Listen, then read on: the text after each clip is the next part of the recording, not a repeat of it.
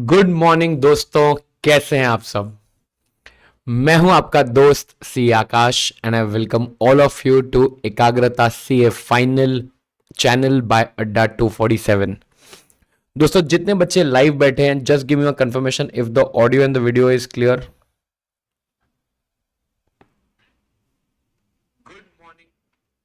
Okay, I think so the audio is absolutely clear. And दोस्तों, मैं स्वागत करता हूं आप सभी का इस जबरदस्त पावर पैक्ड वीडियो में, जहां हम लोग डिस्कस करने वाले हैं top 10 strategies for getting an exemption in CA final audit.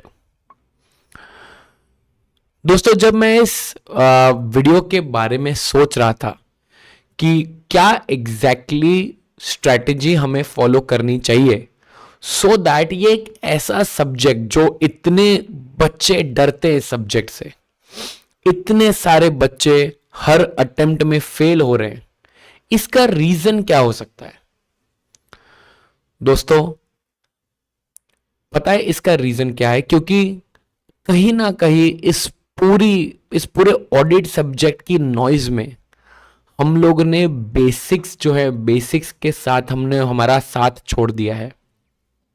तो इसी वीडियो में दोस्तों, मैं आप सभी को वो सारे पॉइंट्स बताऊंगा जो अगर आपने शिद्दत से फॉलो किए, देन इन दैट केस आपको इस पेपर में एग्जेम्पशन लाने से कोई नहीं रोक पाएगा। दोस्तों, I have cleared this CA final examination with exemptions in 5 subjects. So therefore मैं ये जो स्ट्रेटेजीज बता रहा हूं आपको, ये स्ट्रेटेजीज आप एब्सोल्युटली बाकी सब्जेक्ट्स में भी फॉलो कर सकते हो। हमने आपको कई बार बताया इस चैनल के ऊपर कि ये जो चैनल है, यहां आपको कंप्लीट कवरेज मिलने वाली है सारे सब्जेक्ट्स की, नॉट ओनली 1 और 2 सब्जेक्ट्स बट सारे सब्जेक्ट्स की आपको बच्चों स्ट्रेटेजी बताई जाएंगी। तो इसके लिए ये जो आज वीडियो मैं आपके लिए बना रहा हूं, ये वीडियो आप डेफिनेटली बाकी सब्जेक्ट्स के लिए भी इंप्लीमेंट कर सकते हो। दोस्तों, जब मैं ये एग्जाम दे रहा था, तब इन दैट केस तब वो टाइम पे मैंने जो स्ट्रेटेजीज फॉलो की, वो सारी स्ट्रेटेजीज मैं आज आप सभी के लिए लेके आया हूं, जिससे I am pretty sure if at all you are able to implement them, they will help you immensely to clear this one of the toughest exams in the country. Sir, क्या है ये स्ट्रेटेजीज? दोस्तों, I have always been a true believer of an approach called as the CPT approach। Sir, क्या बात कर रहे हो? CPT क्या है? ये तो सीपीटी तो हमारे एग्जाम हुआ करते थे, जिसको हमने सीए फाउंडेशन में अभी कन्वर्ट हो गए। लेकिन बच्चों, ये जो सीपीटी की अप्रोच है, that stands for, C stands for your concepts, P stands for your planning and T stands for your tests. दोस्तों, कहीं ना कहीं पे हम लोगों ने, मैंने जो आपको बताया कि हमने बेसिक्स से हमारा जो नाता टूट चुका है।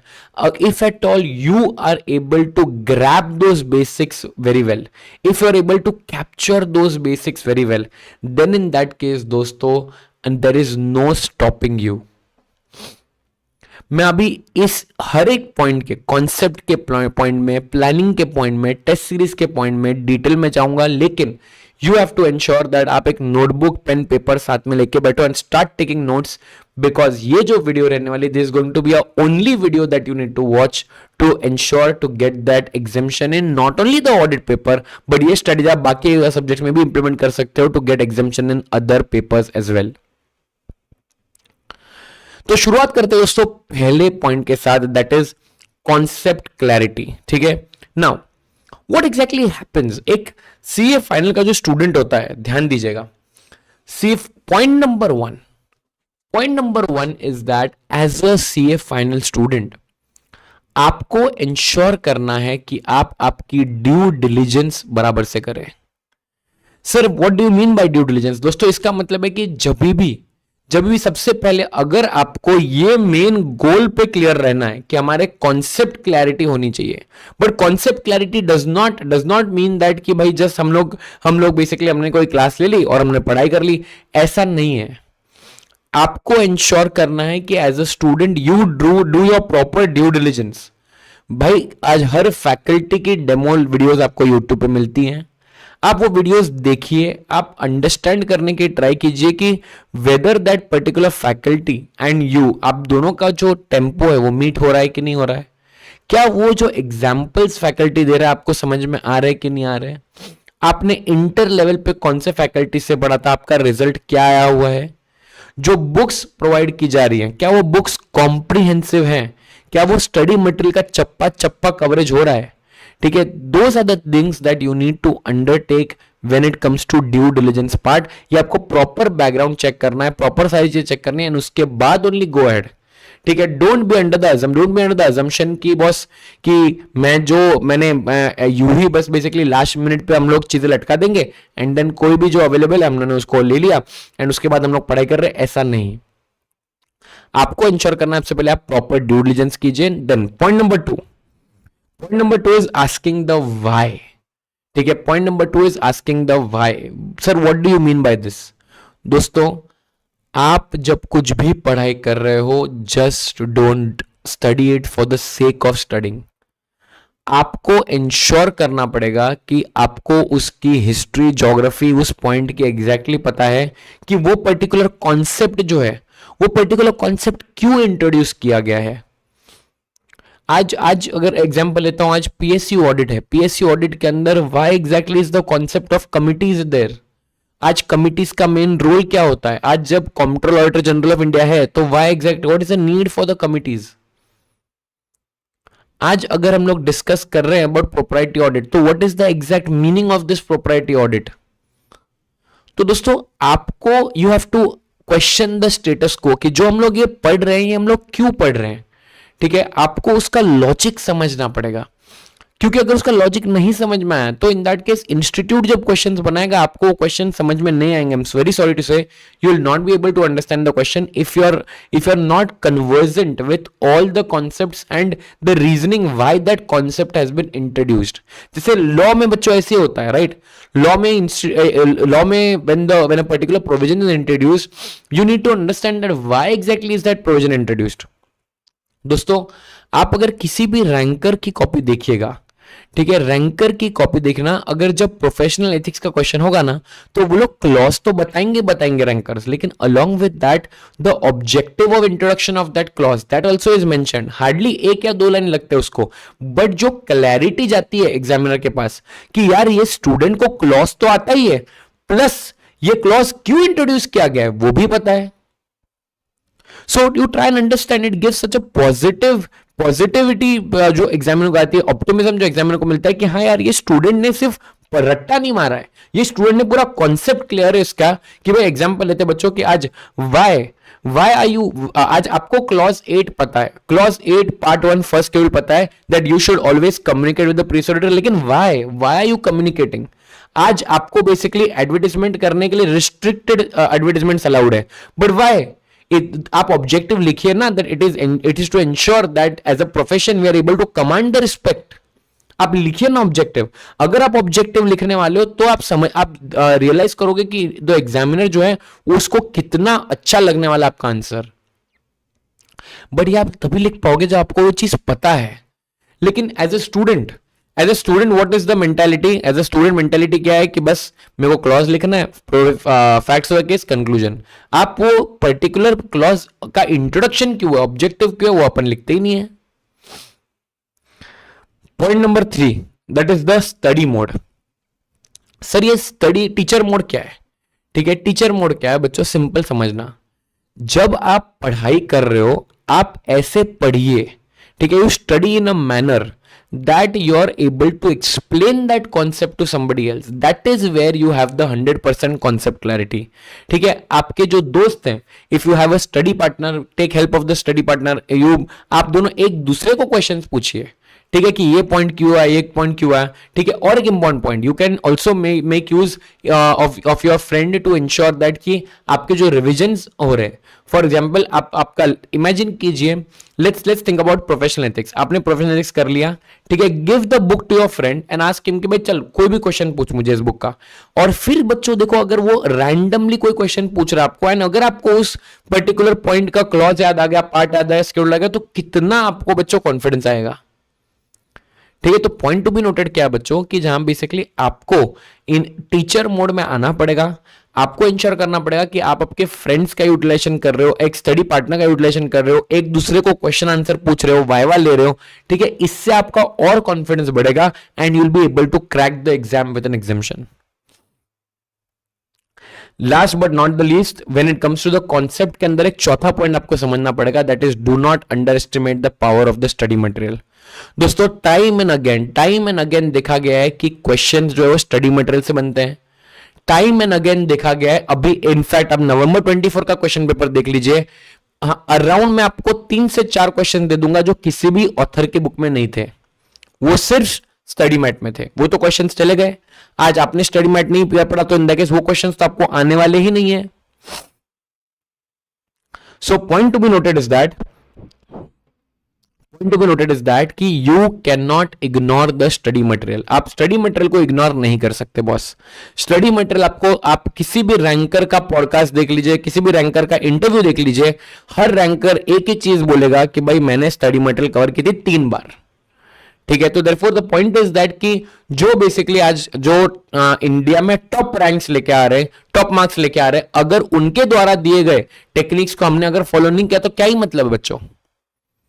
So just to summarize in a nutshell, when it comes to concept clarity, अगर आपको एग्जामिनेशन में लाना है तो इन 4 चीजों पे आपको प्रॉपर फोकस रखना पड़ेगा। One is that you have to do your proper due diligence. Point number 3, you have to ask the question why, कि why is this particular concept introduced. Point number 3, आपको टीचर मोड में आना पड़ेगा, you have to make use of your study partner. And point number 4, you can not underestimate the power of study material. ठीक है, अगर बच्चों आपने इन चारों एरियाज पे फोकस किया है तभी आपको जबरदस्त कॉन्सेप्ट क्लैरिटी होगी। And that is where CPT में से जो कॉन्सेप्चुअल क्लैरिटी वाला सी है वो आपका सॉर्ट आउट हो जाएगा। ठीक है, आगे बढ़ते हैं। पॉइंट नंबर 2 इज प्लानिंग पे चलते हैं। ठीक है, प्लानिंग के अंदर मैंने यहां पे बच्चों 3 पेपर्स कवर किए हैं, 3 चीजें कवर की हैं, ध्यान दीजिएगा। प्लानिंग के अंदर मैंने 3 चीजें कवर की। पॉइंट नंबर 1 इज, जैसे आप जानते हो बच्चों, बेसिक जो पॉइंट होता है, failing to plan is planning to fail. अभी मैं इसका बच्चों आपको एक एग्जांपल देता हूं कि जब भी आज जब आप एकाग्रता के साथ सीए फाइनल की बैच ज्वाइन करोगे तो आपको क्या बेनिफिट होगा। I want to show it to you using our example of CA inter batches. बच्चों सीए इंटरमीडिएट के एग्जाम भी मई 25 में है। What have we done which is different? As you can see, we have a 90-day strategy.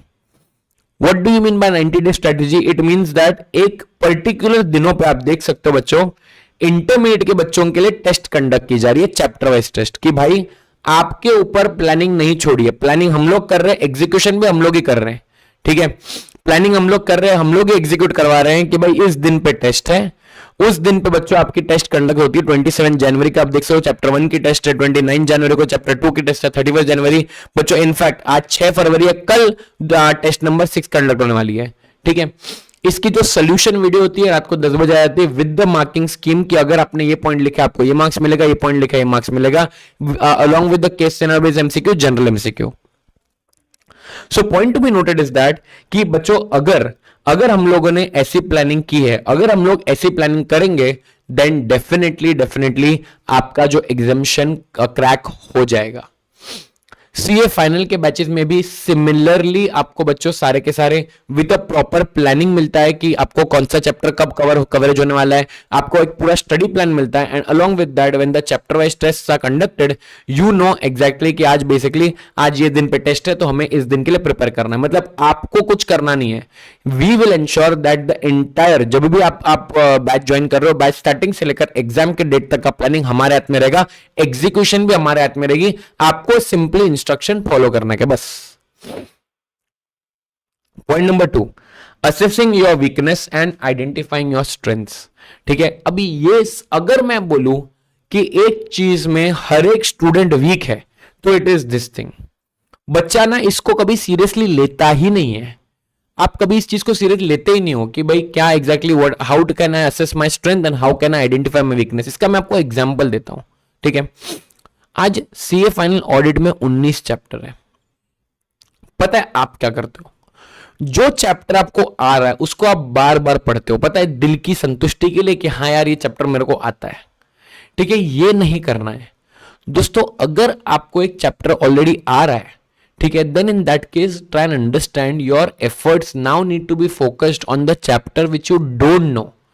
Chapter जो आपको week है उसको आपको स्ट्रांग बनाना है। अपन क्या करते हैं, अपन उस चैप्टर से भागते हैं, अपन उसको ऑप्शन पे छोड़ने की ट्राई करते हैं। मुझे दिल से बताना आपने ऐसा किया है कि नहीं किया है। आप इस क्वेश्चन आप वो जो क्वेश्चन पे है उस क्वेश्चन को बेसिकली, उस चैप्टर को बेसिकली आप you try to ignore that chapter कि भाई इसको बाद में करते, ऐसा नहीं करना है। यू नीड टू अंडरस्टैंड कि अगर आपको बैंक ऑडिट डिफिकल्ट लग रहा है तो आपको बैंक ऑडिट को head on, you have to ensure that you basically face bank audit head on. अगर आपको डिजिटल ऑडिट के टेक्निकल शब्दों से डर लग रहा है तो आपको डिजिटल ऑडिट के टेक्निकल शब्द बार बार पढ़ने पड़ेंगे। There is no option, 5 mark का उसका वेटेज है, वो आने वाला ही है 5 मार्क का। अगर आप बोलोगे सर मुझे डिजिटल ऑडिट के टेक्निकल शब्द नहीं समझ में आते, मैं उनको बाद में करूंगा, that is not the answer.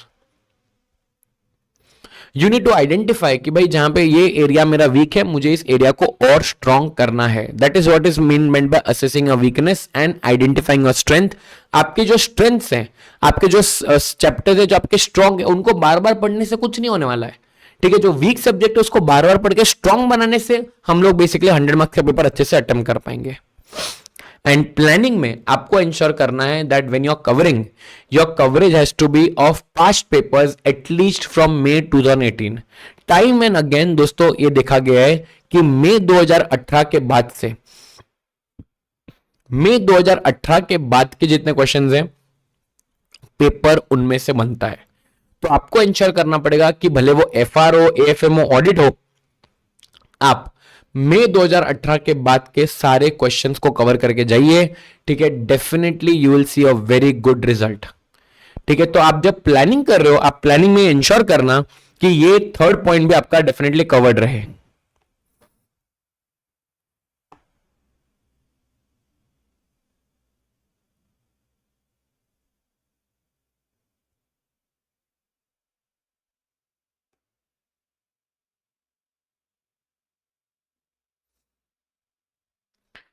So planning wise आपको 3 चीजें समझनी है। एक तो एक प्रॉपर प्लान रेडी होना चाहिए, ठीक है, कि how exactly we are going to proceed. Point number 2, you need to identify your weakness, assess your weakness, identify your strengths, and last point, and you have to ensure that you rectify your weaknesses, उनको आप better करने की try कीजिए। And last is past paper coverage भी आपको रखनी पड़ेगी मई 2018 के बाद से, ठीक है। ये आपको 3 चीजें करनी पड़ेंगी अंडर द प्लानिंग मैकेनिज्म। तो टोटल मैंने आपको अभी तक सेवन स्ट्रेटेजी बताई है, बराबर ना। 4 स्ट्रेटेजी मैंने आपको बताई अंडर द कॉन्सेप्ट्स, 3 पॉइंट्स मैंने आपको बताया प्लानिंग में। Now let's go to the last, that is the test, ठीक है। अभी इसमें मैं आपको बताता हूं क्या एग्जैक्टली गलती होती है। बच्चा प्रेजेंटेशन पे ध्यान देता ही नहीं है। आपको इंश्योर करना पड़ेगा बच्चों कि आपका presentation ditto all India ranker के, आप गूगल कर लीजिए, आपको कितने सारे ऑल इंडिया रैंकर्स की आंसर शीट मिल जाएगी। आपका presentation has to match the all India ranker का प्रेजेंटेशन। अगर जैसे जैसे उन्होंने क्वेश्चन नंबर 2A लिखा है, 2B लिखा है, जैसे उन्होंने क्लॉज को डबल अंडरलाइन किया है, अदर कीवर्ड को एक अंडरलाइन किया है, कितना लाइन स्पेसिंग छोड़ा है, कब कौन सा क्वेश्चन किधर अटेम्प्ट किया है, ठीक है। अगर आपने वो सारी चीजें आपके पेपर्स में इंप्लीमेंट नहीं की तो I am very sorry to say but you are not going to get the marks. अगर आपका handwriting is shabby, if your presentation is shabby, ठीक है, examiner is not going to give you the marks. Examiner वहां बैठ के decipher नहीं करने वाला है कि आपने वहां पे क्या लिखा है, ठीक है। आपको एग्जामिनर को पेपर प्लेट में परोस के देना पड़ेगा कि भाई देखो मैंने ये पढ़ के आया हूं, मैंने स्टडी मटेरियल से पढ़ा है, ये है वो कीवर्ड जो स्टडी मटेरियल में थे और मैंने इनको अंडरलाइन किया हुआ है। आपको इंश्योर करना पड़ेगा कि आपका presentation matches the all India ranker का presentation. Point number 2 is that आपको इंश्योर करना पड़ेगा कि यू हैव टू राइट इस पॉइंट, ये पॉइंट जो है ना मिनिमम 2 मॉक टेस्ट का, ठीक है। ये पॉइंट इतना ज्यादा बार बताया गया लेकिन फिर भी बच्चों को एक मॉक पेपर लिखने का भी टाइम नहीं मिलता है, ठीक है। बच्चों समझो, तुम ये मॉक टेस्ट क्यों लिख रहे हो, मेन 2 रीजंस की वजह से। पॉइंट नंबर 1, ये ढूंढने के लिए कि जो चैप्टर मुझे लगा मुझे आता है, क्या मुझे वो पेपर में आया, and point number 2 is paper completion, time management. So ये दो रीजंस की वजह से आपको मॉक लिखना है. ठीक है. Point number 1 is that to identify a chapter that you knew very well, were you able to attempt question of that chapter in the exam. And point number 2 is that you need to ensure that आपका paper complete हो रहा है कि नहीं हो रहा है. ये पॉइंट ज्यादा इंपॉर्टेंट है उन बच्चों के लिए जो फर्स्ट अटेम्प्ट दे रहे हैं. जैसे आप मॉक दे देते हो, सिर्फ मॉक देना जरूरी नहीं है, आपको इंश्योर करना पड़ेगा कि मॉक का प्रॉपर चेकिंग हो जाए. एंड चेकिंग होने के बाद you identify the errors and in the next mock you are rectifying those errors. ठीक है बच्चों आपने मॉक लिखने के बाद उन गलतियों की लिस्ट नहीं बनाई जो आपने की. ठीक है. तो क्या ही मतलब हुआ मॉक लिखने का. मॉक एग्जाम क्यों लिखी गई थी? So that you are able to identify your error. अगर वो एरर आइडेंटिफाई करने के बाद आपने एरर्स की लिस्ट नहीं बनाई और वो एरर्स की लिस्ट अगला पेपर लिखने के पहले वो नहीं पढ़ी और उन एरर्स को रेक्टिफाई नहीं किया, तो क्या मतलब बनता है मॉक टेस्ट का. ठीक है. तो बच्चों ये तीन चीजें आपको डेफिनेटली करनी पड़ेंगी when you are writing the test. ठीक है. Point number 1 is that presentation has to be ditto of the all India ranker. Point number 2 mock test आपको मिनिमम 2 लिखने हैं. Point number 3 you have to ensure that you rectify errors. बच्चों देखना धीरे, this try and understand. Getting an exemption in any paper, बच्चों getting an exemption in any paper it is not an overnight job, it is a process. ये process आपको धीरे धीरे धीरे धीरे फॉलो करना पड़ेगा. बच्चों अगर आपने प्रोसेस धीरे धीरे फॉलो किया तो आपको रिजल्ट आने वाला है. ठीक है. अगर आपने बच्चों ये जो प्रोसेस है इसको आपने बेसिकली फॉलो नहीं किया, जो मैंने आपको तीनों चीजें बताई, ठीक है, सीपीटी अप्रोच जो मैंने आपको बताया, कॉन्सेप्ट्स का, प्लानिंग का एंड टेस्ट का, ये 10 पॉइंट्स अगर आपने फॉलो नहीं किए, ठीक है, तो in that case I am very sorry to say but आपके एग्जामिशन लाने के जो सपने वो सपने ही रह जाएंगे. उनको हकीकत में अगर आपको तब्दील करना है तो आपको बच्चों ये मैं सारे पॉइंट्स दिल से बता रहा हूं. ठीक है. अगर आप ये पॉइंट्स फॉलो करोगे you will definitely yield, it will definitely yield you the results. Concepts में doing a proper due diligence, asking the question why, teacher mode में आपको आना पड़ेगा, स्टडी मटेरियल पे फोकस करना पड़ेगा. प्लानिंग वाइज आपको इंश्योर करना पड़ेगा that there is a proper plan in place. स्वॉट एनालिसिस करना पड़ेगा. पास्ट पेपर को कवरेज आपको प्लान में रखना पड़ेगा. टेस्ट वाइज आपको इंश्योर करना पड़ेगा presentation is super. 2 minimum mock लिखने पड़ेंगे एंड आपको एरर्स को आपको रेक्टिफाई करते रहना पड़ेगा. अगर आपने ये चीजों को फॉलो किया, ठीक है, देन इन दैट केस बच्चों आपका सीए फाइनल ऑडिट का एग्जामिशन एंड ये जो कुछ स्ट्रेटेजी मैंने आपको बताई these are not discrete strategies. ये स्ट्रेटेजी आप इजीली बाकी सब्जेक्ट में भी बच्चों इंप्लीमेंट कर सकते हो. Got it. आई होप बच्चों मेरा ये जो इतने सालों का एक्सपीरियंस रहा है, मेरा खुद का एग्जाम का एक्सपीरियंस जो रहा है, उससे आपको कुछ सीखने को मिला होगा. ठीक है. अगर आपको ये वीडियो अच्छी लगी होगी तो वीडियो को डेफिनेटली लाइक कीजिएगा. ठीक है. वीडियो अपने सारे सीए फाइन के दोस्तों के साथ शेयर करना जो जिनके अभी एग्जाम में 25 अटेम्प्ट में आने वाली है, so that they also can implement the strategies and get that exemption. On that note, thank you so much guys for joining. Okay. कोई भी अगर आपको डाउट रहेगा तो प्लीज इंश्योर कीजिए that you post it in the comment section so that we can revert back to you. And please let us know कि और कौन से ऐसे टॉपिक्स है जिनके ऊपर आपको हमारे साइड से कौन से वीडियोस चाहिए. ठीक है. On that note, thank you so much guys for joining and I will see you in the next one.